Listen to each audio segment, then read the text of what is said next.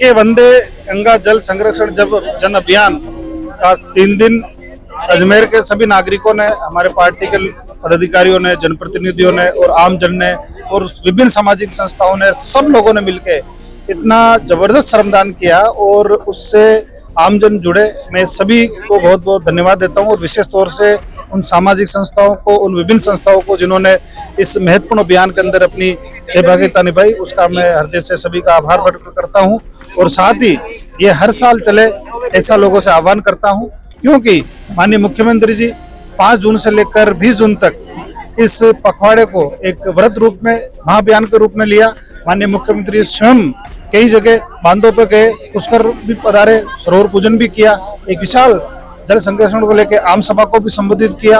और हमारे अजमेर के, हमारे पार्टी के जो जिलाध्यक्ष रमेश जी, हमारे उप महापौर साहब, हमारे देहात के जितमल जी और सब लोग मिलकर आज इस कार्यक्रम के समापन में शामिल हुए। और 3 दिन चलने वाले इस महाअभियान के लिए मैं सभी का पुनः हृदय से आभार प्रकट करता हूं। सर, झील संरक्षण की हम बात करते हैं, केंद्र से लेकर राज्य सरकार करोड़ों रुपए पूरा कर रही है। क्या लगता है आना सागर झील संरक्षित की गई आज तक? देखिए, ऐसा है कि हमारी जितने भी पुरानी, चाहे वो बावड़ी हो, तालाब हो, झील हो, बांध हो, वो संरक्षित रहे।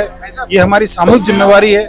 हम सब लोगों को इसके लिए प्रयास करना चाहिए। कोई अतिक्रमण है तो हम सब लोगों को मिलकर जन जागृति के माध्यम से वो नहीं हो, ऐसा हमें प्रयास करना चाहिए। और जहाँ तक अजमेर आना सागर की बात है, तो मानता हूँ मैं कि ये कई सालों से अपनी दुर्दशा की शिकार होती रही, लेकिन भजनलाल जी की सरकार है, हमारी पार्टी की जो सोच है वो भी यही है कि हमारे जो पुरखों से विरासत में मिले हुए हमारे जो वाटर बॉडीज है वो संरक्षित रहे, अच्छी तरह रहे, ताकि आने वाले पीढ़ी को जो हमें विरासत में मिला उसको और अच्छी तरह से उसको संरक्षित करके हम उनको सौंप सके। इसके लिए हमारी भजनलाल जी की सरकार काम कर रही है। आने वाले समय के अंदर जो आना सागर का रूप है वो और निखरेगा। और जहाँ तक मेरे विभाग की बात है, तो मैं विश्वास दिलाता हूँ कि क्योंकि अभी टेंडर प्रक्रियाधीन है, उसमें समय लगेगा, बरसात आने वाली है, लेकिन अगली बरसात से पहले हम जैसा हमारे जनप्रतिनिधि कहेंगे वैसा हम एक व्रत रूप में एक इनको सफाई का और खुदाई का अभियान चलाएंगे। इसके समाधान के लिए 2053 तक लोगों को पीने के पानी की समस्या न हो, वो गणना करके एक बड़ा रिजर्वायर अजमेर के पास जो श्रीनगर और मोर सागर है, वहाँ टेंडर लग गया। उसका लगभग 4300 करोड़ का टेंडर है। वो जल्दी 3 साल, 4 साल, 3.5 साल में काम पूरा हो जाएगा। एक मिनी बिशनपुर माननीय मुख्यमंत्री जी अजमेर में बना रहे हैं, जिससे कि पानी की जो समस्या है वो, क्योंकि लाइनें बड़ी कितनी करोगे आप, कितनी डालोगे। तो मैंने माननीय मुख्यमंत्री जी से रिक्वेस्ट किया, तो मैं धन्यवाद देना चाहता हूँ कि उन्होंने हमारे आवेदन को स्वीकारा।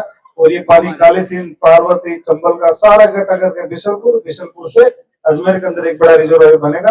उसके लिए भी माननीय मुख्यमंत्री का धन्यवाद देना चाहता हूँ। इसके अलावा भी अजमेर के अंदर जितनी भी हमारी वाटर बॉडीज है, उनका रखरखाव, उनका जीर्णोद्धार के लिए करोड़ों रुपए हम हमारे विभाग से खर्च कर रहे हैं। वीर के तालाब के अंदर भी 3 करोड़ से अधिक की राशि का काम, उसका माननीय मुख्यमंत्री जी ने शिलान्यास किया है। अभी पुष्कर आए थे जब, वहाँ पे उनका शानदार गार्डन बनेगा। वीर चुनाव जानते हैं ना, वीर तालाब पर्यटक स्थल था बहुत पुराने टाइम में, और अब पहले उसको हमने ठीक कराया और इंद्रदेव की कृपा से इस बार वो लबालब भरा हुआ है।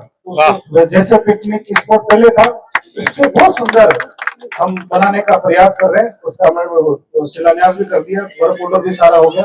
इस तरह से और भी बहुत सारे छोटे मोटे जितने भी तालाब है, अभी बरसात के दौरान नाना सागर का पानी ओवरफ्लो होता है, अजमेर के अंदर दिक्कत आती है। तो इसके समाधान के लिए भी माननीय मुख्यमंत्री जी ने 50 करोड़ रुपए स्वीकृत किए। सिर्फ बरसात में जो पानी व्यर्थ में बह चला जाता है, बहुत बड़ी संख्या में पानी चला जाता है, क्योंकि हमने इसकी गणना करी हमारे विभाग के इंजीनियरों को बोल के, तो जितना पानी आना सागर में भरा है उससे दुगुना पानी, डबल पानी लेके चला गया बरसात के दौरान, और वो आगे जाके लूनी चल के नीचे समुद्र में चला जाता है। तो इसलिए इस पानी का सदुपयोग को हम पुष्कर के पास में एक छोटा सा एक चैनीकट बनाएंगे, और बरसात के दौरान जो पानी व्यर्थ में चला जाता है 15-20 दिन के लिए, उस पानी को उठाएंगे और उसको ट्रीट करके फॉरेस्ट डेवलप करेंगे, जिससे कि अपना वातावरण अच्छा रह सके। और वैसे भी अजमेर को तो बहुत सौभाग्य प्राप्त है कि चाहे वो अरब सागर हो चाहे गंगा सागर हो, दोनों का पानी डाइवर्जन पूरे दुनिया के अंदर एक ऐसा अजमेर स्थान है कि नागपाड़ का एक तरफ तो पानी गंगा सागर में जाता है और दूसरा पानी अरब सागर में चला जाता है। तो इसलिए ये बहुत ही अति महत्वपूर्ण का स्थान है। और आप सब लोगों ने मेरे आने पर स्वागत सत्कार किया, हृदय से आभार प्रकट करता हूँ।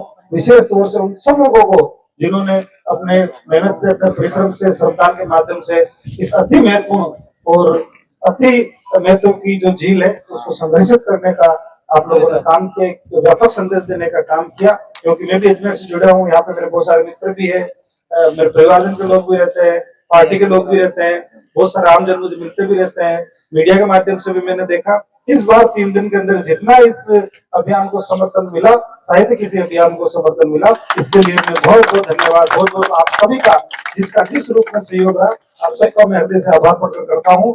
और अभी जैसे कि माननीय जिलाध्यक्ष जी का भी आदेश था कि अभियान निरंतर कुछ दिन और चले बरसात तक, तो मैं भी प्रशासन के लोगों से बात करूंगा। और गजेंद्र जी, आप तो बैठे हैं एडीएम के रूप में, तो आप भी इसमें सीएसआर फंड के माध्यम से जहां से मदद हो सकती है, क्योंकि अपने यहाँ हिंदुस्तान जिंक लिमिटेड भी है और वंडर मार्बल भी है, और भी कुछ बड़ी संस्थाएं हैं जिन लोगों ने सहयोग करके इस दिशा के अंदर अपन कुछ करा सकते हैं। मैं भी कलेक्टर साहब से कह सकता हूँ, मैं कहूंगा आप सबका पुनः मैं हृदय से आभार प्रकट करता हूँ। और मेरे लिए कभी भी किसी प्रकार का कोई भी काम हो, क्योंकि आज मैं जिस जगह वो सब आप लोगों की वजह से ही हूँ, अजमेर की वजह से, तो मेरे लिए कभी भी किसी प्रकार का कोई भी काम हो, हमेशा मैं आप सब लोगों की सेवा में हाजिर हूँ।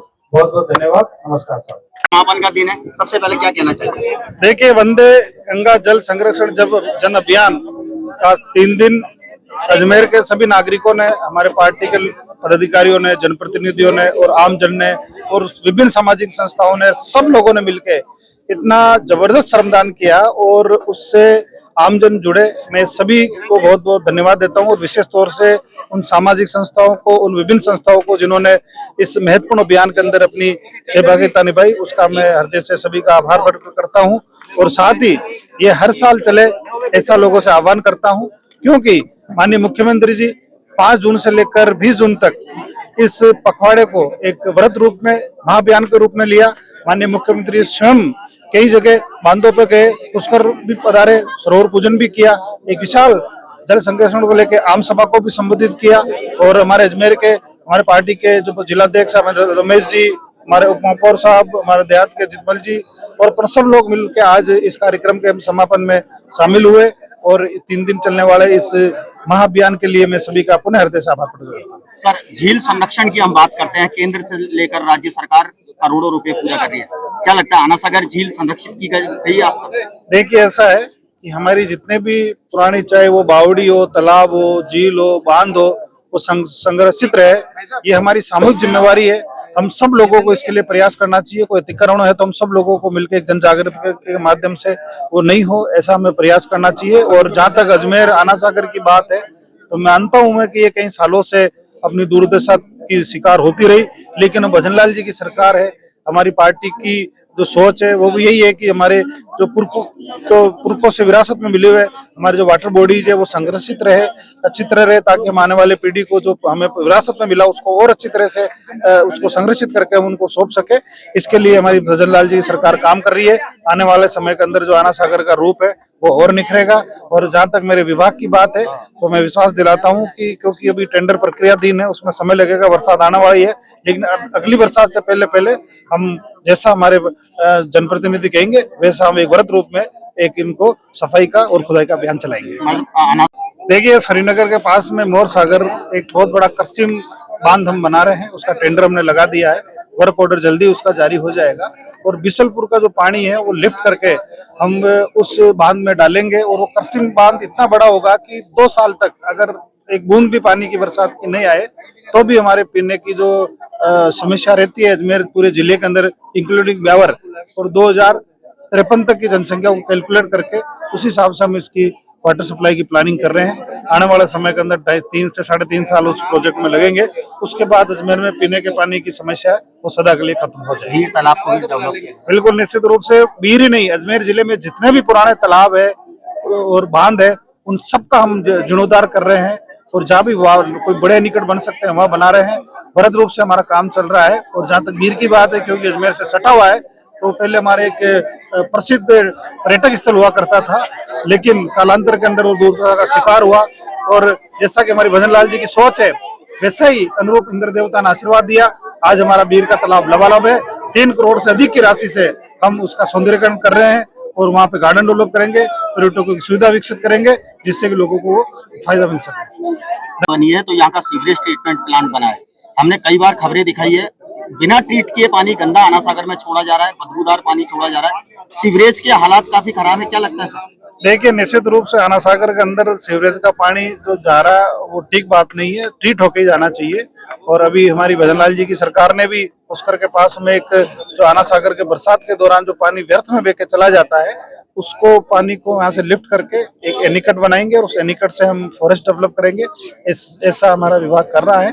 निश्चित रूप से आना सागर के अंदर सीवरेज का पानी नहीं जाए, इस दिशा के अंदर मैं भी उचित स्थान पे जब बात कर सकता हूँ मैं करूंगा। सर यहाँ पे नाले भी करीब 14 से ज्यादा नाले हैं जो आना सागर में छोड़े जा रहे हैं। जहाँ अपन खड़े हैं, जहाँ बैठे हैं, आज कार्यक्रम हो रहा है, इसके नीचे भी अभी आप देखेंगे तो नाले का पानी आराम से आना सागर में जा रहा है। सर कैसे झील संरक्षित होगी? देखिए, निश्चित रूप से ये काम स्थानीय निकाय का होता है। मैं स्थानीय निकाय के संबंधित हमारे जनप्रतिनिधि अधिकारियों से बात करके उसमें त्वरित कार्रवाई करते हुए जितना हम बेस्ट कर सकते हैं हम करेंगे। ऐसा अवैध निर्माण भी कर रखे हैं इसके अंदर, रास्ते बना रखे हैं। देखिए, निश्चित रूप से जो भी नियम विरुद्ध बने हुए हैं, पहले भी प्रशासन ने कार्रवाई करी, आगे भी करेंगे। अच्छा सर, अभी आपने बताया कि शहर के हित के अंदर एक नया